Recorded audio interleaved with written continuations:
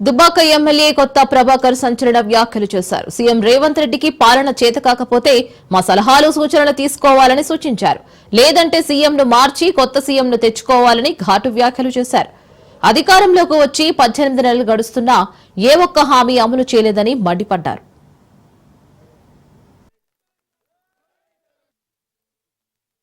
మరి ఈ ప్రభుత్వం గతంలో ఎలక్షన్ కి ఇచ్చినవి అట్టర్లీ ఫ్లాప్. ఏది చూసినా అట్టర్లీ ఫ్లాప్. మళ్ళీ ఒక కొత్త డ్రామా ఏంది, యూత్ దగ్గర అయిదాము, మళ్ళీ ఇంకేమో చేద్దాము, ఇంకేమో ఉద్ధరిద్దాం అని చెప్పి రాజీవ్ యువ వికాస్ ఏంది రాజీవ్ యువ వికాస్ ఇది కూడా బర్బాద్ అయిపోయింది. దీన్ని కూడా ప్రజలు నమ్మేటట్లేరు. ఎందుకో మరి కొత్త డ్రామా చేసి నేను కొత్త ఉద్యోగాలు ఇస్తా, 50 లక్షలు, 1,00,000, 2 లక్షలు, 3 లక్షలు, 4 లక్షలు, 50% సబ్సిడీ ఇస్తా, 100% సబ్సిడీ ఇస్తా, మీరు అందరూ కూడా గతంలో నేను చేసిన అన్నిటికీ క్షమించుండ్రి, మళ్ళీ కొత్త డ్రామా చేస్తున్నా అని చెప్తే ప్రజలు ఇవాళ నమ్మే పరిస్థితులు లేరు. మరి అది కూడా నిన్న స్టేట్మెంట్ ఏమొచ్చింది స్టేట్మెంట్, దీన్ని కూడా మేము రద్దు చేసుకుంటున్నాం, మళ్ళీ మేమేదో క్యాబినెట్ పెట్టుకుంటాం, మళ్ళీ విచారిస్తాం. అంటే గవర్నమెంట్ లో స్టేబుల్ గా లేదు గవర్నమెంట్.